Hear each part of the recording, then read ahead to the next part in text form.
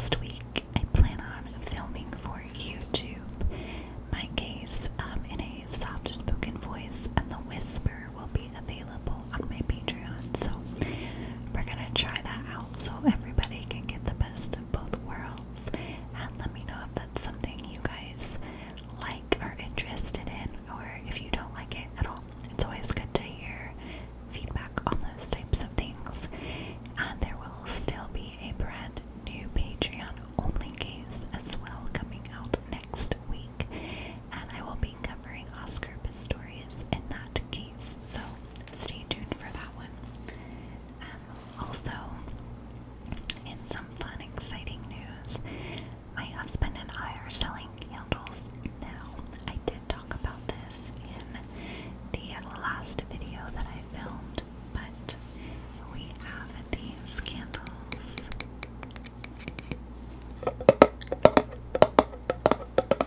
And I'm not sure that it can focus on the lettering here, but these candles are called Campsite, and I love the smell of them. They smell very not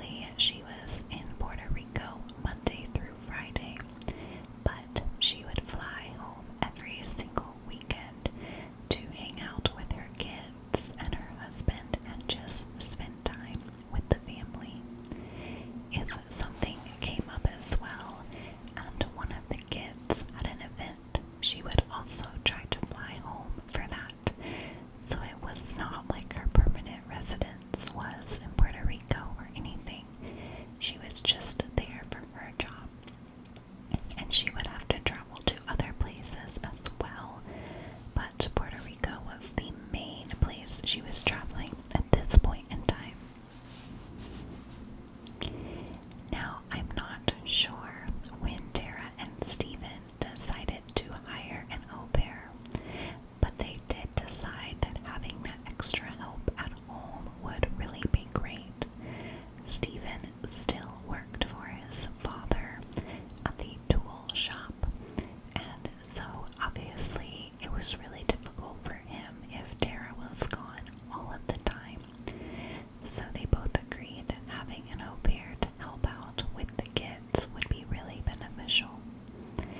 So they ended up hiring a girl from Germany, and her name was Verena Dirks, and she was 19 years old in the year 2007. Now, Verena lived with Tara and Stephen and would help care for the children, mainly while Stephen was working.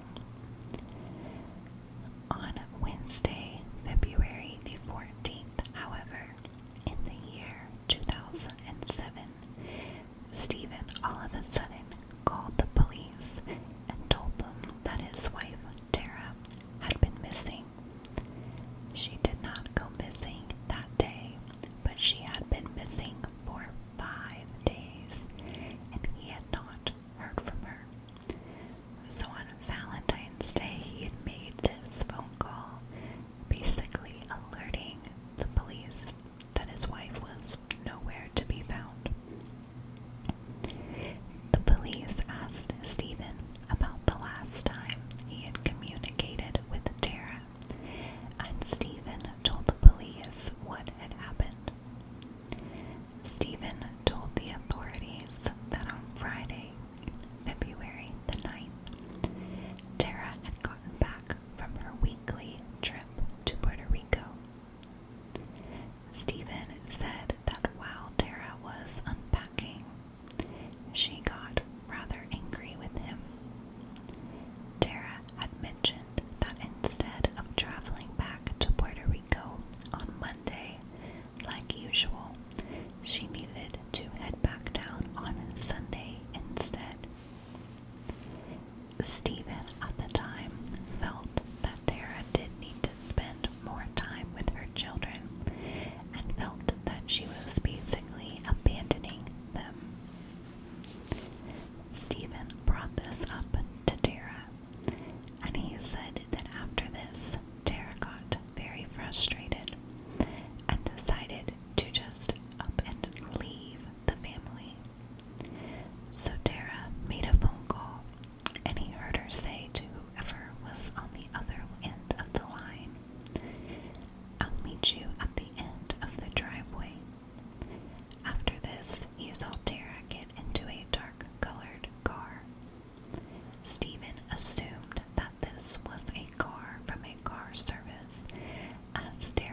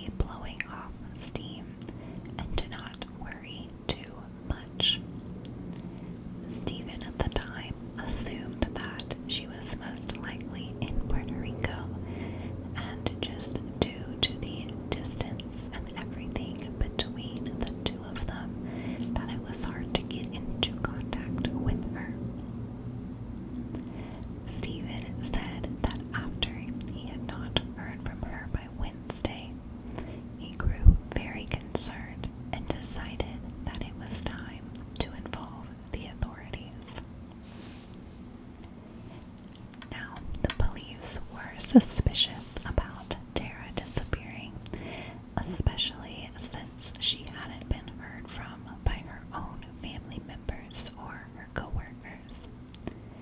The police searched flight records at the time and found out that Tara did not take a flight out of Michigan, nor did she use her passport, and this made the police even more suspicious about Tara's disappearance.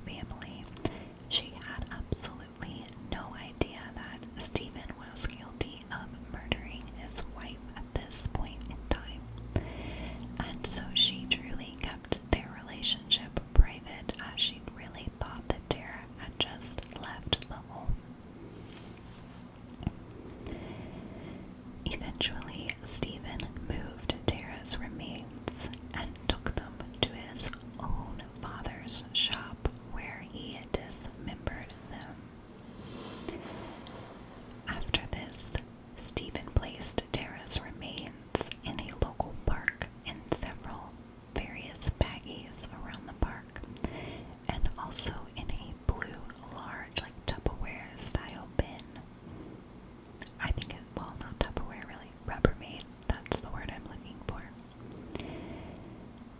So, after placing the remains in the park, he eventually moved at least the torso portion back to his garage after he had heard that the police were going to be searching the park for Tara. So he would go out in the night or the early morning and basically just move her stuff around. Right after this, basically the police got their break in the case, and then they were able to do the search warrant. Now, when the police arrived for the search warrant that day, Stephen knew he was not going to get away with his actions, so that's when he decided to run. And that's when he went to northern Michigan, to a park that he and Tara had actually camped at a few years ago. On his way up to the park, he ended up calling the au pair, who had flown back to Germany at that time, and told her that he was basically caught, and confessed to her as well. Stephen and Tara's children ended up going to live with Tara's sister Alicia, and they have stayed with her ever since. Stephen was, of course, charged with Tara's murder, and in December of the year 2007, he was found guilty of murder in the second degree. In February of the year 2008, Stephen was sentenced to a minimum of 50 to 80 years in prison. This case absolutely breaks my heart. Poor Tara. Several people that knew Tara and Stephen always said that Tara was just this nice, sweet girl, and some of them wondered why she had ended up with Stephen. I truly am thankful that Stephen